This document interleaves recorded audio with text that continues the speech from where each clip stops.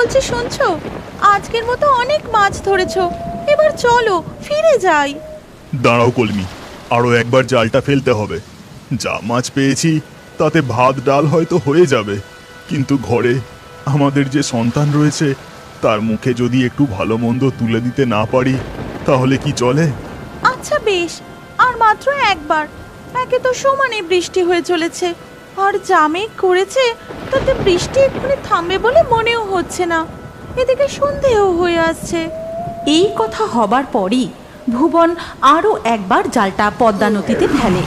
তখন বৃষ্টির বেগ যেন আরও বেড়ে যায়, ঘন ঘন বাজ পড়তে থাকে।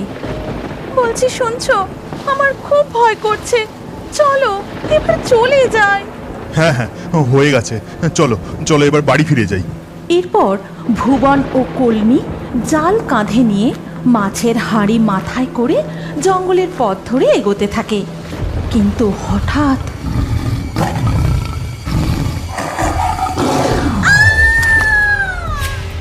কলমি, এ কি হয়ে গেল? বাঁচাও বাঁচাও, কে কোথায় আছো? বাঁচাও, আমি আসছি কলমি, আমি আসছি। বাঘ কলমিকে টানতে টানতে জঙ্গলের গভীরে যেতে থাকে। ভুবন জাল মাছের হাঁড়ি ফেলে কলমিকে বাঁচাতে বাঘের দিকে এগিয়ে যায়। তুমি আমাকে আর বাঁচাতে এসো না, নইলে আমার সাথে সাথে বাঘ যে তোমাকেও শেষ করে দেবে। তুমি আমাদের মেয়ের যত্ন নিও, ওকে দেখো, ফিরে যাও ফিরে যাও। আর এই কথা শুনে ভুবনও থমকে যায়। সে হাউ হাউ করে কাঁদতে থাকে। তখন বাঘটা কলমিকে নিয়ে জঙ্গলের মধ্যে অদৃশ্য হয়ে যায়। এ কি হয়ে গেল কলমি? বাড়ি গিয়ে মেয়েকে কি বলবো? সে যখন জিজ্ঞাসা করবে মা কোথায়, তখন আমি কি বলবো? কি বলবো আমি? এরপর আবারও একবার বাঘের গর্জন শোনা যায়, আর সেই ডাক শুনে ভুবনের চেতনা ফেরে। আমাকে এক্ষুনি জঙ্গল ছেড়ে বেরিয়ে ঘরে যেতে হবে, ঘরে মেয়ে একা আছে। এরপর ভুবন ঘরে ফিরে আসে। তারপর থেকে সে একাই মেয়ের দেখাশোনা করে। ছোট্ট মেয়েটির তখনও কথা ফোটেনি। সে শুধু কাঁদে আর খোঁজে তার মাকে। আর কাঁদিস না রে মা, এবার একটু শান্ত হ। সে যে আর আসবে না, আর আসবে না। তোর এই অধম বাবার অন্ধকার ঘরে সে যে আর প্রদীপ জ্বালাবে না। এইভাবে ধীরে ধীরে ভুবনের মেয়ে তুলি বড় হতে থাকে। ভুবন তাকে অতি যত্নে মানুষ করতে থাকে। একদিন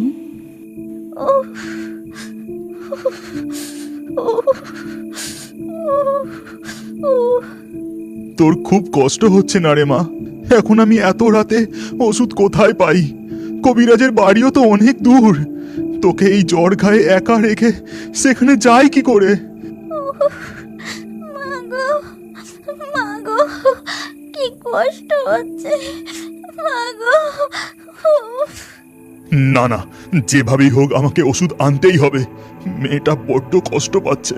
এই কথা বলে ভুবন বাধ্য হয়ে মেয়েকে ঘরে একা রেখেই বেরিয়ে পড়ে। কিন্তু পথে কিছু দূর যেতেই বলছি একটু দাঁড়ালে ভালো হতো।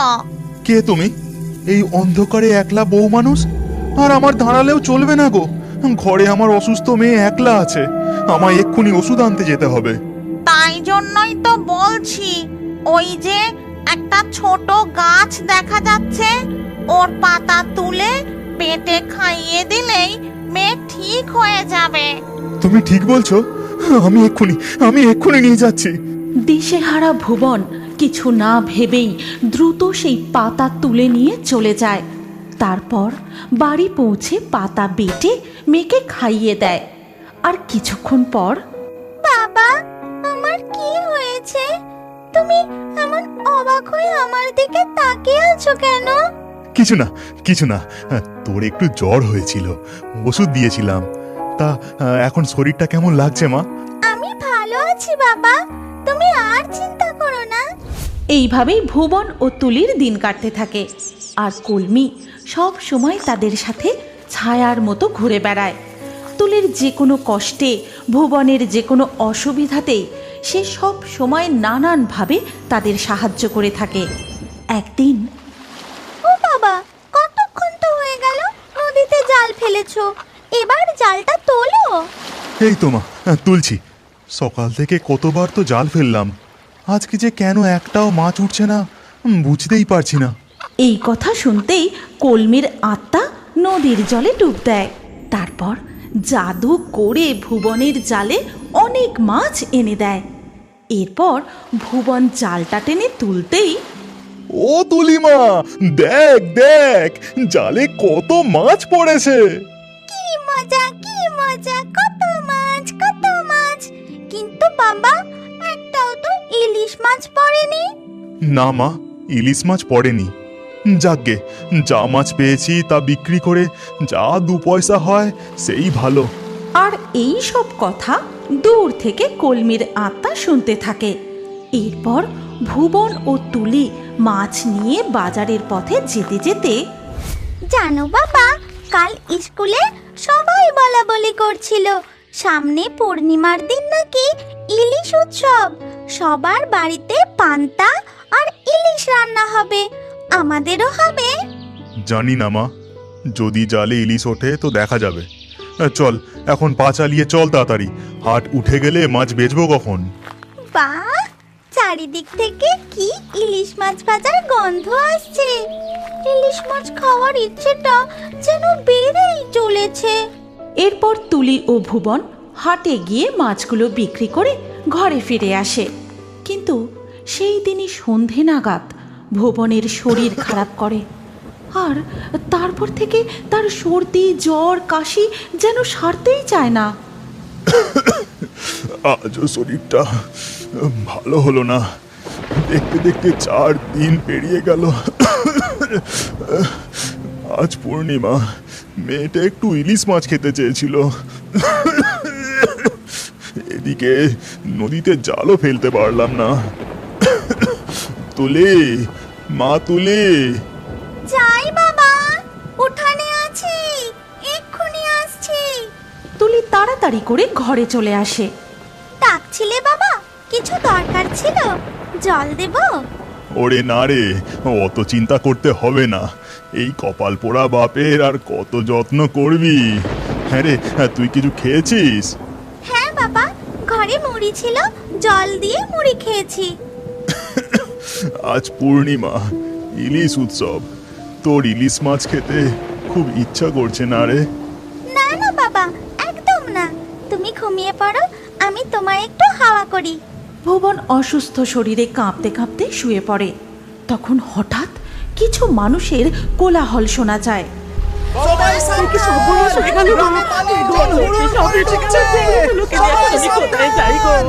তখন একটা লোক তুলিদের বাড়ির বাইরে দাঁড়িয়ে চিৎকার করে তুলিকে ডাকতে থাকে। তুলি, তুলি, তাড়াতাড়ি শোন একবার। কি বলছো কাকা, কি হয়েছে? ও তুলি, বাবাকে নিয়ে ঘরেই থাকিস, বেরোস না যেন। নদীতে বানের জল দুকুল ছাপিয়ে গ্রামে হুড় হুড় করে জল ঢুকছে। এখন আমি চললাম, সাবধানে থাকিস। কিছুক্ষণের মধ্যেই বানের জল হুড় হুড় করে তুলিদের উঠান পর্যন্ত চলে আসে। আর সেই জলের সাথে, বাবা, পানির জলে উঠানে কত ইলিশ মাছ ভেসে এসেছে, দেখবে এসো। যাই, আমি তাড়াতাড়ি করে জালটা নিয়ে আসি। এই বলেই তুলি ছুট্টে ঘরে চলে যায়। তারপর জাল এনে অনেক অনেক ইলিশ মাছ ধরে। আর তুলির এই আনন্দ দাওয়ায় বসে ভুবন দেখতে থাকে, আর গাছের ডালে বসে দেখে কলমির আত্মা। বাবা, তুমি ঘরে গিয়ে শুয়ে পড়ো, আমি চট করে উনুনটা জ্বালিয়ে 2টো ভাত ফুটিয়ে নিয়ে আসি, আর সাথে ইলিশ মাছ ভাজা।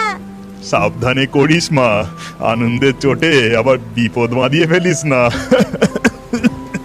তুলি রান্নাঘরে গিয়ে উনানে আগুন জ্বালায়। তার কচি কচি 2টি হাতে গরম গরম ভাত ও ইলিশ মাছ ভাজা রান্না করে। তারপর থালায় ভাত ও মাছ ভাজা সাজিয়ে ঘরে নিয়ে আসে। নাও বাবা, চটপট খেয়ে নাও দেখিনি, একটুও ভাত ফেলা চলবে না কিন্তু। আর এমন মধুর দৃশ্য দু চোখ ভরে দেখতে থাকে কলমির আত্মা। তুই কিছু চিন্তা করিস না মা, তোর এমন ছোট ছোট ইচ্ছা পূরণের যথাসাধ্য চেষ্টা আমি করে যাব। ওরে বাবা রে, কি বৃষ্টি নামলো! এই বৃষ্টিতে তো আর গাছের ডালে বসে থাকা যাচ্ছে না, কেবলই হড়কে যাচ্ছে। একদম ঠিক কথা বলেছো শাকচুন্নি। এই ভারী বর্ষায় গাছে আর থাকা যাবে না দেখছি। একটা কোনো পাকা বাড়িতে আস্তানা নিতেই হবে। দেখো, আমরা এতকাল ধরে তো মোড়ল মশাইয়ের বাড়ির বাগানের এই চাপা গাছেই রয়েছি, তাহলে মোড়ল মশাইয়ের বাড়িতে গিয়ে আশ্রয় নিলে হয় না? হ্যাঁ ঠিক আছে, কিন্তু এইভাবে তো যেতে পারবো না গো। আমাদের মানুষের রূপ ধারণ করে সেখানে যেতে হবে। এই কথা বলে মামদো আর শাকচুন্নি গরিব মানুষের রূপ ধারণ করে মোড়ল মশাইয়ের বাড়িতে যায়। কেউ আছেন বাড়িতে? কেউ আছেন? দরজাটা একটু খুলবেন। কে? কি হয়েছে? এখানে কি চাই? কাকে চাইছেন আপনারা? আগে আমরা অনেক দূর থেকে আসছি, ভিন গায়ের মানুষ। এই ভারী বর্ষায় আর এগোতে পারছি না, তাই এই পাকা বাড়ি দেখতে পেয়ে একটু আশ্রয়ের জন্য এসেছি আর কি। কে? এখানে ওসব আশ্রয় টাশ্রয় কিছু হবে না। চেনা নেই জানা নেই, কোত্থেকে চলে এলো যত সব। এই কথা বলে মোড়ল মশাই মুখের উপর দরজা বন্ধ করে ঘরের ভেতরে ঢুকে গেলেন। দেখলে দেখলে একবার ব্যাপারটা, কেমন অহংকার! দুটো মানুষ বিপদে পড়েছে, তার এত বড় বাড়িতে একটুখানি জায়গা দিলে না বাপু?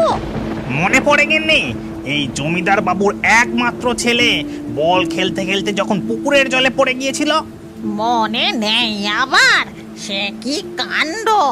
বাড়িতে কেউ ছিল না, গিন্নিমা দুপুরবেলা তার ঘরে ঘুমোচ্ছিলেন, আর ছোট ছেলেটা বল নিয়ে খেলতে খেলতে।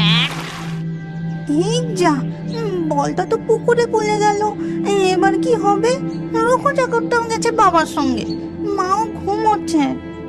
এই ভেবে ছোট্ট ছেলেটি নিজেই পুকুরের জলে নেমে বল কুড়োতে গিয়ে মা, বাঁচাও!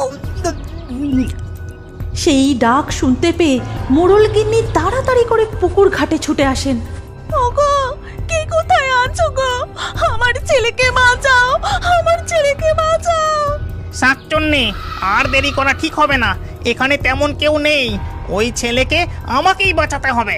এই কথা বলে মামদো চাপা গাছ থেকে পুকুরের জলে ঝাঁপ দিয়ে তার লম্বা লম্বা দুটো হাত বার করে মোড়ল মশাইয়ের ছেলেকে তুলে পাড়ে শুইয়ে দেয়। আর তাই দেখে, ও মা গো, এ যে ভূত! এবার কি হবে গো?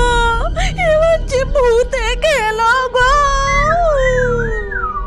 মোড়ল গিন্নি ভূতের ভয় সেখানেই অজ্ঞান হয়ে পড়ে যায়। তখন কে বাঁচিয়েছিল? এই আমি। তখন কি আমি বিচার করেছিলাম যে আমার ছেলে নাকি মোড়ল মশাইয়ের ছেলে? মামদো আর শাকচুন্নি যখন এই কথা বলতে ব্যস্ত, তখন পিছন থেকে, বলছি, যদি কিছু না মনে করেন তাহলে একটা কথা বলি। আমি গরিব চাকর মানুষ, আমার অবস্থা তেমন নয়। তবে আপনারা পথিক, এই ভারী বর্ষায় কোথায় যাবেন? যদি মনে করেন তাহলে এই গরিব মানুষের ঘরে যেতে পারেন। অত কিন্তু কিন্তু করছো কেন ভাইয়া? তুমি নিজে থেকে আমাদের আশ্রয় দিতে চেয়েছো, এটাই তো আমাদের অনেক বড় পাওনা। এই কথা বলে শাকচুন্নি ও মামদো মোড়ল মশাইয়ের চাকর রঘুর সঙ্গে তার ঘরে যায়। আসুন, এই হলো গিয়ে আমার কুঁড়ে ঘর। এখানেই যেভাবে হোক মাথা গুঁজে রাতটুকু কাটিয়ে দিন। কাল দিনের আলোয় কিছু ব্যবস্থা করা যাবে খুন। অনেক উপকার করলে ভাই, এই উপকার আমরা চিরকাল মনে রাখবো। আপনারা একটু বিশ্রাম করুন, আমি দেখি খাবারের কি ব্যবস্থা করতে পারি। এই কথা বলে রঘু সেই মুষলধারে বৃষ্টির মধ্যে ভাঙা ছাতাটা কোনো রকমে মাথায় তুলে আবার ঘর থেকে বেরিয়ে পড়ে। এই রে, বৃষ্টির বেগ যে আরো বেড়ে গেল দেখছি। ঘরের চাল দিয়েও যে হুড় করে জল ঢুকছে। তাহলে আর দেরি কিসের শাকচুন্নি? চলো আমরা দুজন জাদু করে এই ঘরের চাল এক্কেবারে সারিয়ে ফেলি। তারপরেই মামদো আর শাকচুন্নি তাদের নিজেদের রূপ ধারণ করে। তারপর হিরিং বিরিং ছট, ঘরের চাল ঠিক হয়ে যা চটপট। আর সাথে সাথে ঘরের চাল নতুন হয়ে যায় এবং বৃষ্টির জল পড়াও বন্ধ হয়ে যায়। সঙ্গে সঙ্গেই মামদো আর শাকচুন্নি আবার মানুষের রূপ ধারণ করে নেয়। তারপর রঘু ঘরে ঢুকে বলে, কিছু মনে করবেন না, গরিবের ঘর, শুধু সিদ্ধ ভাত আর কাঁচা লঙ্কা ছাড়া কিছুই ছিল না। দুটি মাছ ভাত যে খাওয়াবো তার সামর্থ্য কোথায়? তুমি অমন করে বলো না ভাই, এমন ঝড় বাদলের দিনে এই আমাদের কাছে অমৃত। এসো তুমিও আমাদের সাথে বসে খাও। এরপর সেই ভাত ও কাঁচা লঙ্কা রঘু, মামদো ও শাকচুন্নি তিনজনে মিলে খুব তৃপ্তির সাথে খেতে থাকে। ভাই রঘু, আর একটু লবণ পাওয়া যাবে? হ্যাঁ হ্যাঁ, নিশ্চয়ই, আমি এখনই নিয়ে আসছি। উঠোন পেরোলেই আমার ছোট্ট এক ফালি রান্নাঘর, আমি যাবো আর আসবো। রঘু লবণ আনতে ঘর থেকে বেরিয়ে যেতেই শাকচুন্নি বলে, তুমি এত লবণ কি করবে? তোমার তো ভাত খাওয়া প্রায় শেষই হয়ে গেছে। আচ্ছা শাকচুন্নি, আমরা যদি জাদু করে রঘুর জন্য মোড়ল মশাইয়ের পুকুরের সব মাছ ওর উঠোনে এনে দিই? এই কথা বলতেই শাকচুন্নি ও মামদো আবারও নিজেদের আসল রূপ ধারণ করে আর বলতে শুরু করে, হিরিং বিরিং ছট, মোড়ল মশাইয়ের পুকুরের মাছ রঘুর উঠানে আয় চটপট। এরপরেই হঠাৎ রঘুর গলা পাওয়া যায়। বাইরে তখন ঝমঝম করে বৃষ্টি পড়ছে, আর সেই বৃষ্টির মধ্যে উঠানে দাঁড়িয়েই রঘু চিৎকার করে বলছে, এ কি কাণ্ড গো! বর্ষায় পুকুর থেকে মাছ উঠে এসে আমার উঠোনে একেবারে প্যারেড করতে লেগেছে যে। তখন শাকচুন্নি ও মামদো আবারও মানুষের রূপ ধারণ করে বাইরে এসে দাঁড়ায়। আরে ও ভাই, তুমি কি শুধু দাঁড়িয়ে দাঁড়িয়ে দেখবে নাকি? তাড়াতাড়ি মাছগুলোকে ধরো, ওরা যে সব পালিয়ে যাবে। এরপর রঘু, মামদো আর শাকচুন্নি তিনজন মিলে রঘুর উঠোন থেকে মাছ ধরে একটা ঝুড়িতে ভরতে থাকে। আর সমস্ত মাছ ধরা হয়ে গেলে, শোনো ভাই রঘু, কাল সকালবেলা হলেই এই মাছগুলো নিয়ে গিয়ে বাজারে বিক্রি করে দিও। এই বর্ষাকালে তুমি ভালোই দাম পাবে। হ্যাঁ সে ঠিক আছে, কিন্তু দেখুন দেখিনি কি কাণ্ড! মাছ ধরতে গিয়ে আপনারা দুজন যে একেবারে ভিজে গেছেন। চলুন চলুন, তাড়াতাড়ি ঘরে চলুন। এরপর ধীরে ধীরে রাত কেটে যায়। দিনের আলো ফোটার সাথে সাথেই বৃষ্টিও থেমে যায়। তখন মামদো আর শাকচুন্নি, ভাই রঘু, তুমি আমাদের বড় উপকার করলে, তার জন্য তোমাকে আমরা কিছু উপহার দিতে চাই। এরপর মামদো রঘুকে বলে, ভাই রঘু, তুমি তোমার উঠোনে একটা বড় চৌবাচ্চা তৈরি করো, আর কাল যে মাছগুলো তুমি উঠোন থেকে ধরেছো, দেখবে এখনো পর্যন্ত একটা মাছ বেঁচে আছে, সেটিকে তুমি চৌবাচ্চায় ছেড়ে দিও। হ্যাঁ, আর সেই চৌবাচ্চা থেকে তুমি প্রতিদিন যা মাছ পাবে তা বিক্রি করে তোমার সংসার বেশ ভালোই চলে যাবে। কোনোদিন তোমাকে আর কারোর চাকর হয়ে থাকতে হবে না। আচ্ছা ভাই, এবার আমরা আসি। তবে আমাদের একটা বড় কাজ বাকি রয়ে গেল। একজনকে উচিত শিক্ষা দিতে হবে। এই কথা বলে মামদো আর শাকচুন্নি রঘুর বাড়ি থেকে বেরিয়ে মানুষের রূপ বদলে নিজেদের আসল রূপ ধারণ করে। তারপর সেখান থেকে অনেক দূরে চলে যায়। আর রঘু তাদের কথা মতো উঠোনে একটা বড় চৌবাচ্চা তৈরি করে। তারপরে ঝুড়ির কাছে গিয়ে দেখে, ও মাগো, এই যে সত্যি সত্যি ঝুড়ির মধ্যে এতগুলি মরা মাছের মধ্যে একটা জ্যান্ত মাছ। যাই বাবা, তাড়াতাড়ি করে গিয়ে চৌবাচ্চা ছেড়ে দিই। কাল রাতে নিশ্চয়ই আমার ঘরে ওনারা দুজন ভগবান হয়ে এসেছিলেন, ভগবান। এরপর থেকে রঘু তার উঠানের সেই চৌবাচ্চা থেকে যা মাছ পায় তাই বিক্রি করে সুখে শান্তিতে আনন্দে দিন কাটাতে থাকে। তুমিও কি বড় হয়ে এখনো কার্টুন দেখতে ভালোবাসো? তাহলে তোমার নাম ও বয়স কমেন্টে জানাও। আমরা লাকি ড্রয়ের মাধ্যমে তোমার নাম দিয়ে নতুন কার্টুন ভিডিও তৈরি করব। আর আমাদের ফেয়ারি টুনস বাংলা কার্টুন চ্যানেলটি এক্ষুনি সাবস্ক্রাইব করে নাও, যাতে পরবর্তী ভিডিওতে তোমার নাম দিয়ে কার্টুনটি দেখতে না ভুলে যাও।